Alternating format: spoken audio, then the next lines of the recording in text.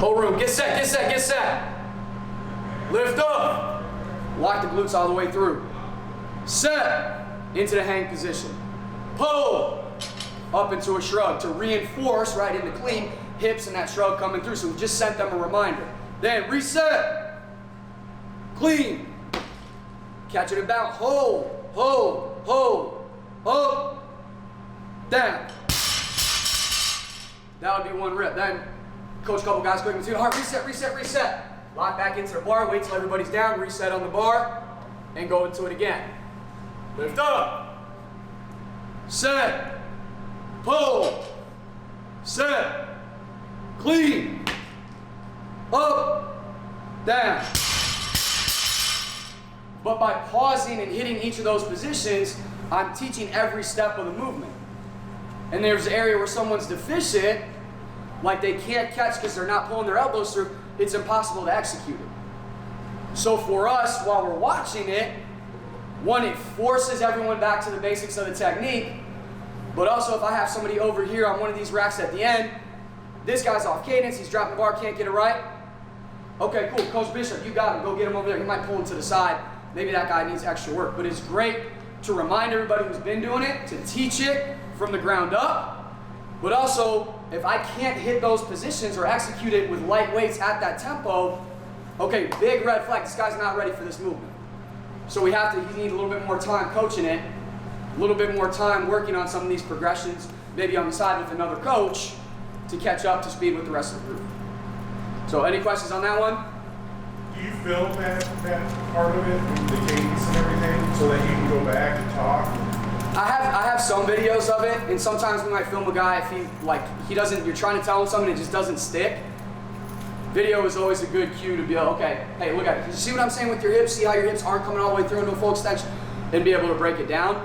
Usually on the floor, unless we're filming like a quick shot, it's run and go through and kind of coach as we go.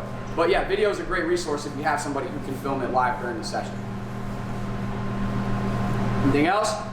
So then once we taught the first part of it, we're through, all right, the basic part of the cadence. Well, now we go into more hang progressions, right? So the hang position is up above the knee. So same thing now, we might cadence it together with the group, but there's less steps.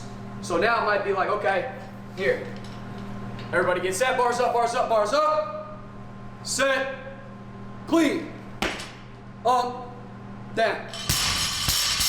So we're taking steps out of it, we're giving a little bit more freedom, right? A little bit more progress along the way, and we can start to add a little bit more weight because I'm not holding positions as long. So that's kind of step 2. Step 3, really go into the full progression. So if we have guys who are ready for it, we might pull off the floor.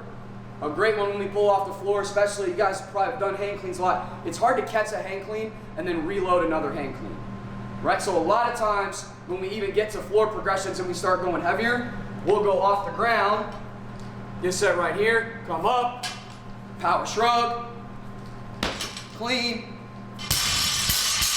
and reset it off the ground. And then maybe the last step is the full clean off of the floor. But by continuing to work through progressions and step by step, it helps guys learn the movements and learn the exercises by doing versus jumping right into the full movement, cleans off, and then you're trying to dissect it and work backwards. So really the theme is, this is one of the most complicated lifts you can do, right? The theme with everything we're gonna do all day through the exercise that we're gonna run through is start simple and let it build so they're getting better and better and better versus giving them too much too soon.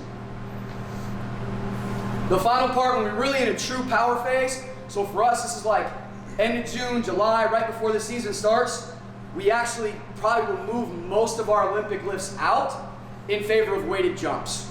So it might be, okay, take the bar,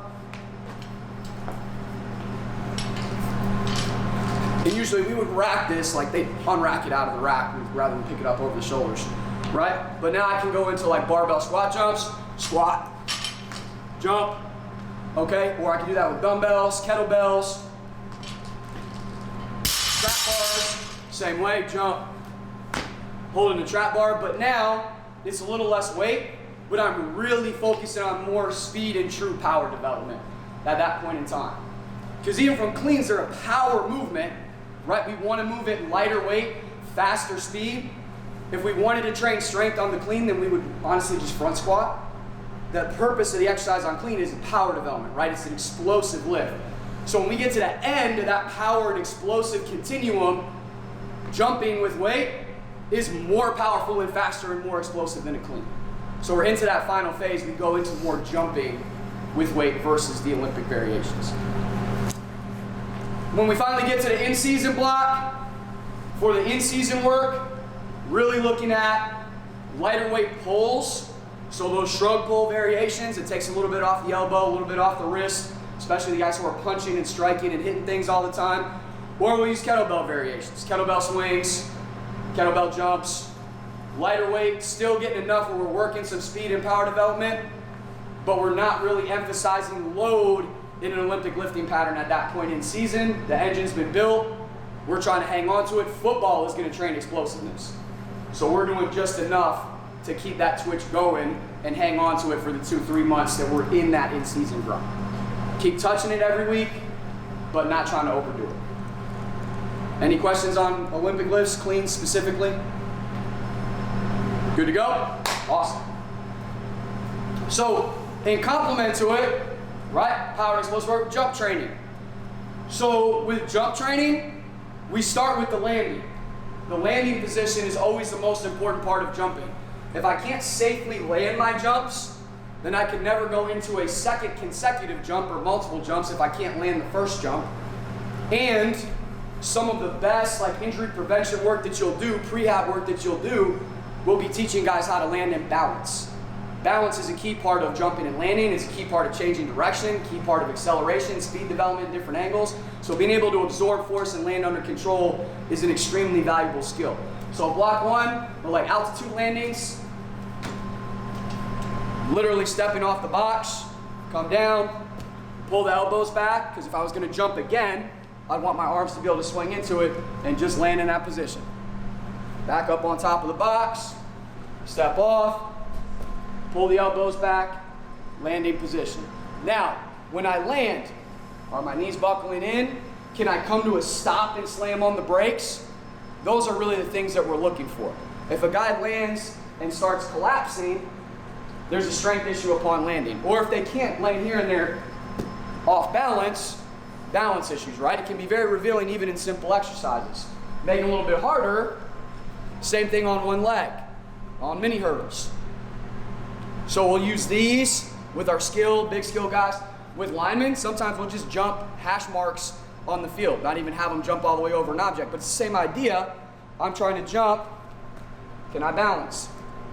Balance, balance. Landing position and balance is block one of the teaching progression for jumping. The second one, so CMJ, we said counter movement jumps or multi-directional jumps. So now I'm working in more directions than just up and down or just forward and backwards. So counter movement jump simply means now instead of just sticking the landing, I'm landing, absorbing counter movement and using my momentum and force into the next jump, right? So if I'm on here now, not a true plyometric, not a quick touch yet, that'll come later, but I might be off, land, jump, land, all right? I got that one down, cool, next progression. And these can be like, this doesn't say I have to be weeks and weeks at a time. This could be in the same day. This could be day 1 to day 2, week 1 to week 2, depending on what your athletes are ready for. But then now I'm coming down and I'm right into that next jump. If I was on the hurdles, I can start to work a couple jumps in combination. So now maybe I go 2 hops and a stick. Hop, hop, stick. It's a little bit harder for me to slam on the brakes. As I build from that, I could go all quick touches. I could work from touches to a burst. I could work from small jumps into bigger jumps. The key takeaway is the landing is the first part of the foundation and then get more complex after that. Any questions on jumps? Also, you can start working, as I said, multiple directions. So if I'm on hurdles, I can start working jumps to the side. If I was on here, I could also work, all right, a step down. And now I'm adding more complexity to the movement. So adding angles and directions is always going to increase the complexity and the forces that I have to address from a jumping standpoint. When I'm into a true strength phase and I feel really good about the confidence and the ability of my guys to move and jump and balance, add weights to the equation. So we talked about previously with the power cleans, and kind of phase 4 would be into heavier weighted jumps, right? So to prepare them for heavier weighted jumps, kind of phase 3 in jumping, I would do lighter weighted jumps. So more like dumbbells, kettlebells, these are 25 pounds, same idea. So now I can work some jump variations with lighter weights. So that now it's preparing me to do it with a barbell or with a trap bar or with a little bit more load as I would get into a true power phase 4. So those two are kind of linked together. Good there? Then, when I'm in the true power phase and I'm doing some heavier jumps, now I'm working into true plyometrics. So if I'm calling it plyometrics, the whole number one most important goal is getting off the ground as fast as you can. How quickly can I touch the ground and get back up? So that's a lot of your box jump variations where you're stepping off the box, get off the ground as fast as you can. Same thing applies. If I'm good at it, up and down, I can start at it forward to the side, different directions. Another really good tool here, as I said, this step 3 is kind of preparing me for step 4. A lot of times, it looks really good as a superset.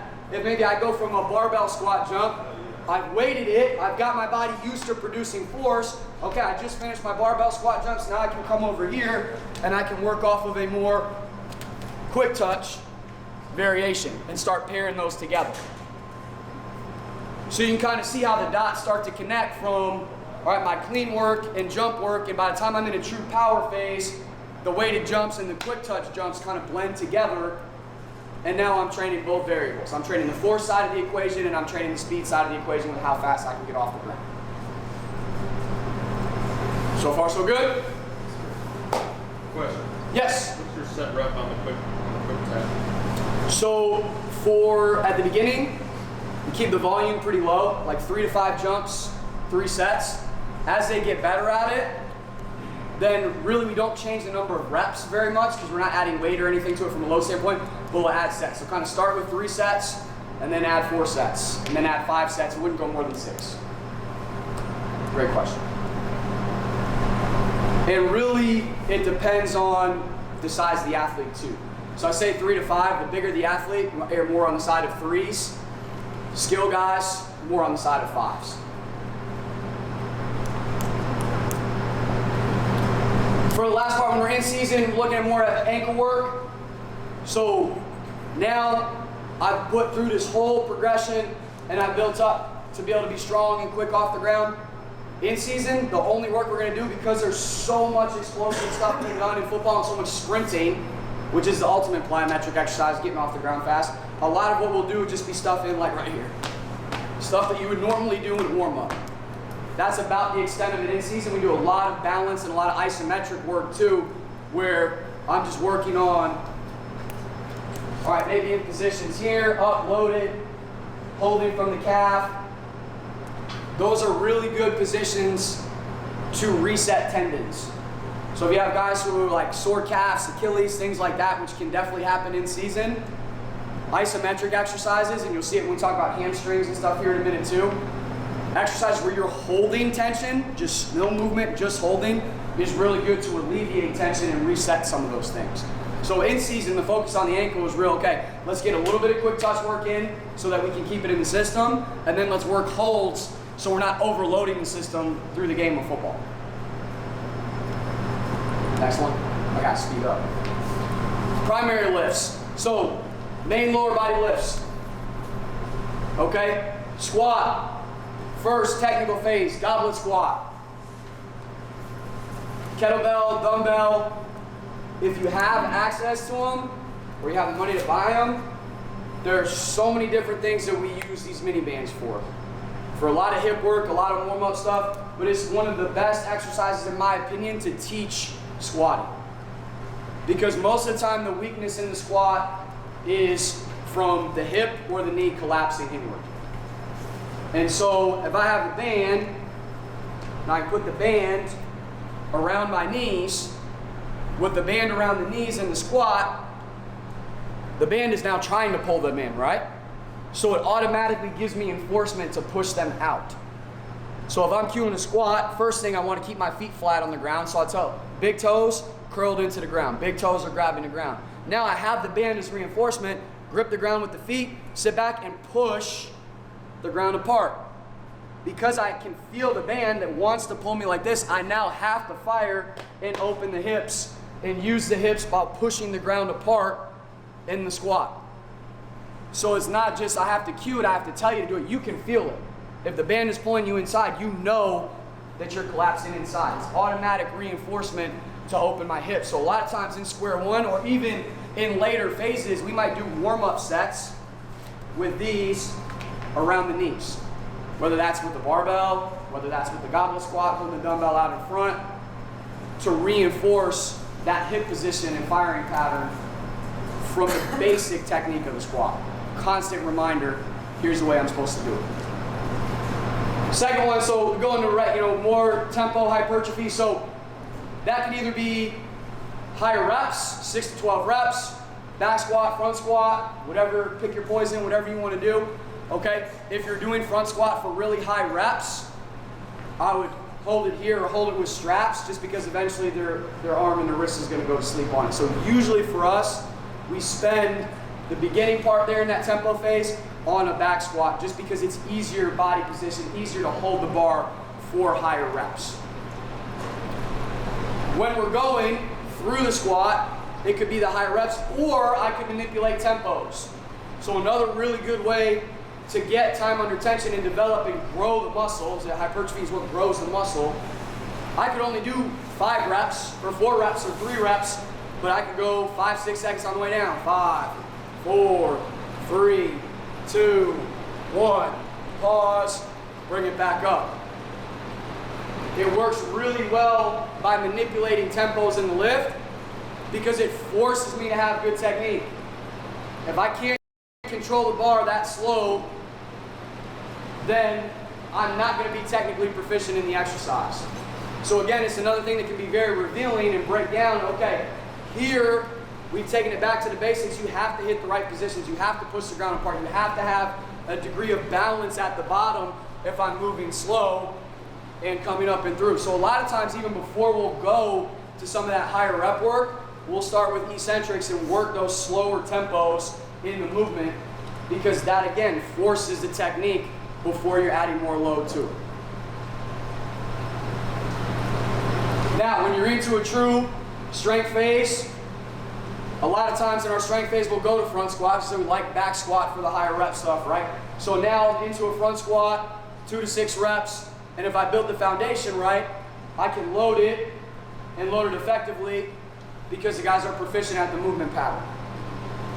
If I've been working cleans at the same time, I've also gotten used to this position over phases 1 and 2, right? So that by the time I'm into a strength work phase, in phase 3, I'm prepared to hold the bar and receive the bar like this. So that's why I like going back squat and then front squat into the next phase. Front squat's also much more revealing, it's much more demanding from a movement standpoint, so I can't do as much weight on it. Right, with a back squat, I can use a lot of hips. You've probably seen guys who kind of good morning squat the bar. I can't good morning squat a front squat. My elbows got to stay up, my chest got to stay up, I got to bend, be able to use the ankles, knees, and hips to sit down, because if I can't, the bar is dumping, it's falling forward. It's impossible to do. So it works as a good progression, like, okay, we've worked the squat technique enough and we've got comfortable holding it in this position. The front squat is a really good way. Like, if you can't bend and you can't sit low enough, then you can't go up and weight. You can't go up and weight because your body's going to break down. And now, as I'm going up in weight and I'm training strength, I'm training in a way where I'm keeping mobility and the ability to bend in the program.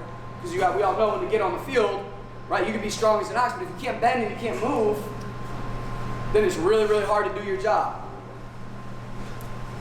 So the front squat helps us keep, all right, we're building the strength, but we're keeping the ability to bend and the mobility to go with it. Power, from a speed standpoint, now we've built a lot of time working strength, working it heavier. We're taking it back a step and we're working on moving the bar fast. AR is accommodating resistance.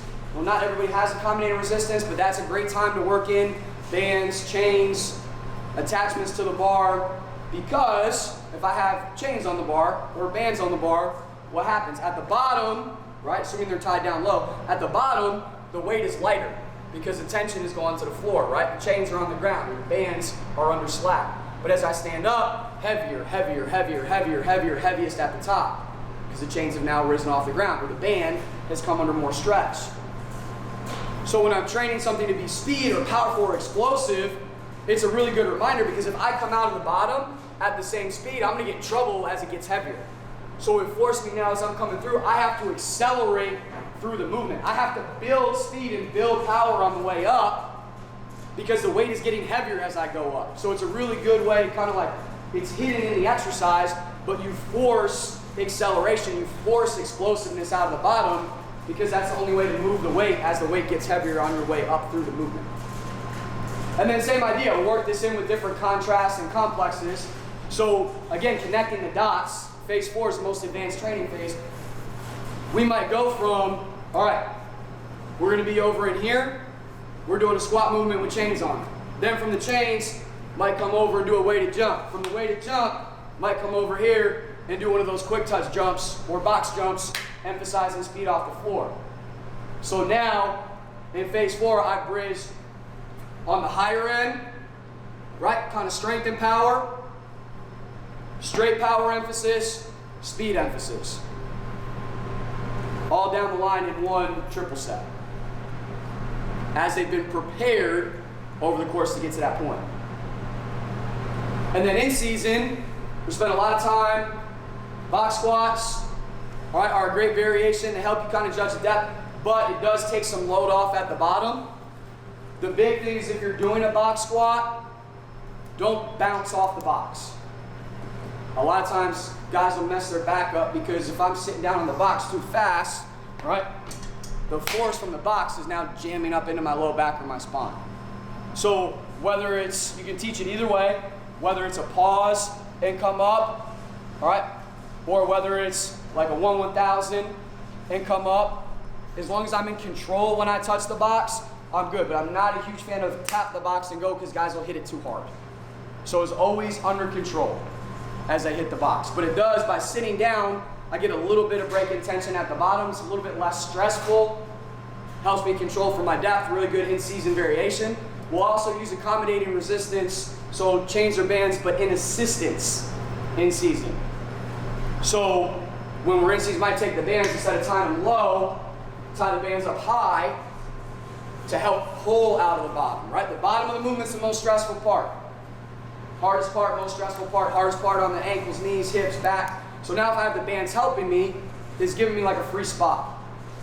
So now I take the load, I squat down, I come up. Now it's the opposite we talked about before. Now, as I come up at the bottom, I'm getting help, help, help, help, help as I come through. So it's still training me, because the band's now pulling me up, so it's still training me to be powerful through the movement, but it's a little bit less stressful.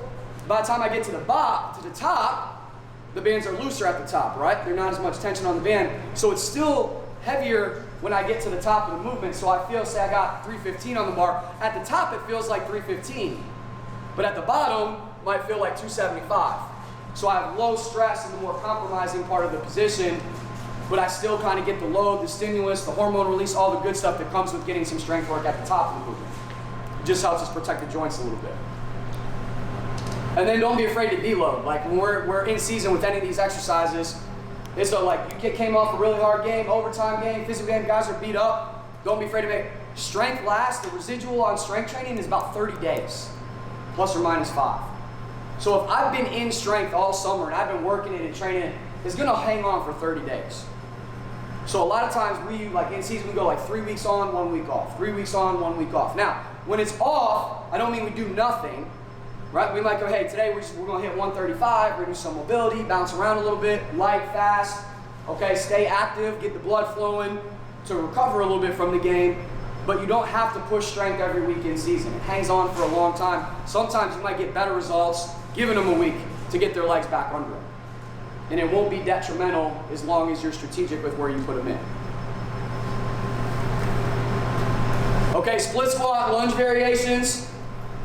So from the split squat, Now it forces me, as you guys know, to be more single leg oriented, right? I have to put more force on the front leg typically in these movements. So, square one, it's about technique, balance, stability, right? So we really like using offset loads. What I mean by offset loads is loads on one side of the body and not the other. Because now I force myself to control balance. So square one, if I was in a split squat, if I'm here and I'm working this under control, it wants to tip me over, right? I gotta use my core, I gotta be able to bend to the bottom and balance in this movement. Another great way to do it is it gotta be lightweight, right? It has to be like, just work here. Can I get to the bottom of this movement and just hold it? Now, if you have guys holding it through here, maybe even start body weight. Week one, I can walk down the line in the room and fix everybody's position. If I can't get to this position with my body weight, not a great idea to stack a barbell or a whole bunch of weight on top of it. But having that offset load, once I first implement weight, now I'm training balance in the exercise. I'm training the foot and ankle position. I'm learning how to do it. All right, and let's call it what it is. When you play, it's never perfectly balanced loads on each side, right? When I'm cutting to the right or to the left and I got somebody trying to jam me, bump me, get me off route, like, you're always off balance. So it's good to have a foundation, and even at times, like we might hold two different weights. Which everyone's like, that's crazy. Well, it makes a lot of sense when you think about the live actual application of the game. I'm never in perfect balance. Now, you don't want to get crazy with, like, I would never get a barbell and be like 45, 2 45s. But dumbbells, kettlebells, 40 pound, 20 pound, 40 pound, 60 pound, split squats, lunges. Just to make it symmetrical, so work it on both sides so you don't promote an imbalance. But offset loading is a really good way to train the balance in the early parts of these progressions. Same idea in lunges. I can work it offset. We already talked about, I can do slightly offset loads with my dumbbells or kettlebells. And then as I get stronger and work through and I'm doing more reps, more traditional, all right, dumbbell walking lunges, barbell walking lunges, working my way through with those things as I continue down the progression. All right, so we usually though will go from that split squat position, training, can I do it here with my feet locked in straight, whether it's one weight or with two weight, can I do this? If I can do this very efficiently, now I'm ready to do it by taking a step, whether that's forward, whether that's backwards, whether that's step into a next step. But always start with the stationary variation first. The third block, we go Bulgarian split squats or rear foot elevated squats. So as I'm working through those, now I got one weight put up on a bench, band, box, whatever you're working with. And now truly, I have a higher difficulty with the balance and higher difficulty with the load because now I'm really putting load on one leg. The split squat, the lunge is a single leg exercise, but now I've really isolated it, pushed off to one leg. Now from here, down to it, bring it back up. One of the most important cues if you're working Bulgarian split squats, if guys knee pain, knees bothering them, it's probably because their leg is too close and they're pressing really hard forward on the front of the knee. If it's bothering the back, it's probably because it's too far and they're arching their back because the leg's too far. So we want that sweet spot where I can go down, maybe a little bit knee in front of the toe, but pretty close to 90 degrees, all right, and I can keep my chest up. If I'm reaching like this, it's gonna torque on my low back. Questions there? Very rarely will we do this one outside of dumbbells, outside of dumbbells. Barbell, Bulgarian split, now I got a bar, I'm trying to bounce. A lot of times way too much. You can go pretty heavy on dumbbells, works just fine. Good there? Okay. Into a power phase. So power, when you start doing power work on single leg, you have to progress it slowly. There still has to be kind of build a foundation in this when I'm starting to try to do some of these movements fast. So kind of like we talk about in jumping, I gotta work on the landing. I gotta work on the way down first. If I'm gonna go down fast, up fast, I have to learn to go down. Because usually, if I'm doing a fast movement, technique breaks down on the way down. Okay, we're getting good, we're proficient at dropping down into it. Now I can do some faster variations where, okay, maybe I'm doing a reverse lunge, step back fast, drive up, fast, drive up. If I was working the Bulgarian, being here, and I work down, up, down, up. But I've given myself a foundation and control of working the down before I add the full down, up variation on these exercises. In season, we really like step ups. You can load them pretty heavy, and there's not a lot of eccentric. We talk about down is stressful. On step up, there's not a lot of load on the way down. So in season, I still work the power on the box. I'm stepping, I'm pushing up and through. I can load it pretty good, I can challenge it pretty good, but there's not a lot of stress on the way down. So it's a good exercise to work on that single leg strength, but not overstress or overtax the system when I know I got 2.5 hours of football practice and game day at the end of the week. All right, auxiliary lifts. I'm gonna speed this part up a little bit. If you guys have questions at the end, let me know, okay? So next part, when we're training the auxiliary lift. So now I've done my power, I've done my squat or my split squat, I put this together. Now I'm into the extra stuff, which really is two things for us. Lateral movements, this is a lateral movement sport. So I gotta take care of the hips and I gotta take care of the groin. And then posterior chain movements. You guys all heard post chain before, right? So post chain, I gotta work post chain at the knee and I gotta work it at the hip. They're multi-joint, hamstring is a multi-joint muscle. You want to take care of the hamstrings? I can't just work it at the hip. I can't just work it at the knee. I got to do both. And I got to do it while my glutes are firing because my glute is supposed to help the hamstring out. When my glute is shut off, then I'm in trouble. So looking at lateral lunge variations, a lot of times we'll start with a low lateral squat. So this is what I would call a low lateral squat. I'm not even stepping, I'm just shifting weight, side to side, right?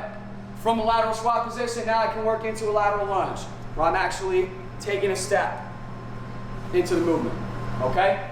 From a strength standpoint, once I master those, now I can do the same exercises, but I can start increasing loads in those lateral movements. And then from a power, some ones we like to do is a shuffle.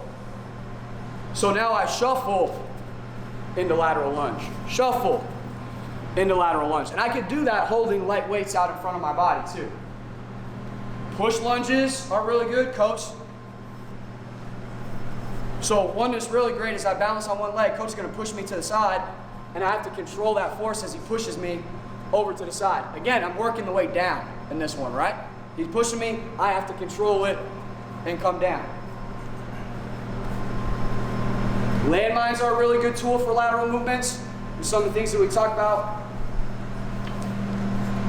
I can work these here, here. I can work it and stay low from this position. I could also work this exercise from the side and work variations where now again I'm pushing off lateral, right? Pushing off from the sides. Next one. If I'm training the hips laterally, I also got to be able to train the groin. So with the groin, there's a lot of different exercises that I work through there, but groin squeezes, banded groin exercises, really like banded groin steps. So I work the band in here, step to the inside. So now instead of pushing out, I'm squeezing in. I can do that from a standing position.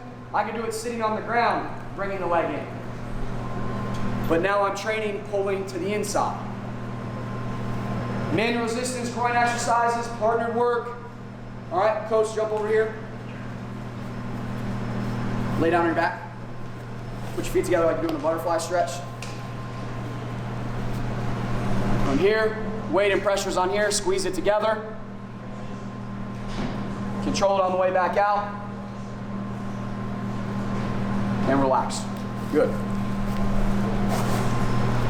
A lot of the single leg stuff that I showed, where I'm starting to do single leg and I'm dropping into it fast and powerful, those split variations, those put a lot of stress on the groin.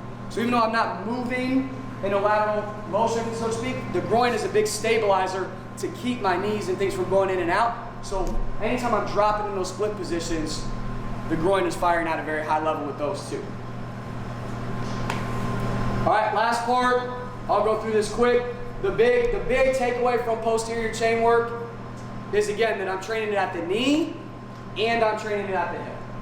I have to do both. So looking at very simple real quick from the knee, leg curls, use a band or stability ball rolling in and out, right? Manual resistance. So kind of like how we did the groin. Coach, go ahead, lay down on your chest. Another really good way to do it is now work from the hamstring. Go ahead, coach, bring it up, all the way up to the top, and control it on the way back down. Because he's controlling it in both ways, it's working in both directions. So I'm training both parts of the movement on the way up and on the way down. Then I can work into single leg progressions. All right, Nordic hamstring curls. You guys know, like partnered hamstring curls, partner holds the feet. Really high intensity exercise, great one as work through. One way when we do that one, we like to use a band. So if I'm here, band, around like this. Coach, grab my feet. This is a really good way to first teach it, because now the band is going to help me slow it down, control it on the way down to the bottom, and the band's going to give me a little boost, helping pull me back up to the top. This is a really good first way to teach that exercise. Then as I get better at it, all right, now we're going to take the band away and add a little bit more stress to the system. Like we talked about with the ankle, we do a lot of leg curl stuff, but holding the leg curl position in season, because holding positions is good to reset the tendons. All right, and then last part, post chain on the hip, real simple. All right, learning basic RDL hip hinge position, 2 legs to a staggered stance where the back leg is more of a kickstand, front leg has more emphasis, all the way to single leg. That's the easiest way to progress the RDL. When I get to the power phase of it, now maybe I might add in the barbell and add a little bit more weight, and now I can hit it, stretch to it, squeeze the glutes, have a little bit of pop, a little bit of power to it. But the basic progression is 2 feet to stagger to 1 foot. All right, I'll send all you guys this presentation so that you have it with all the progressions that we worked through. This is like how we would set up a lift. So we got power, our squat variation, post chain knee or post chain hip, lateral, lunge or groin variations, right? And then at the end, ankle work, whether it's calf, whether it's balance work, and then working in some core movements as well to finish it out. Good to go? All right, everyone's yelling, I gotta call it. Appreciate it. I'll be running around out on the field and stuff.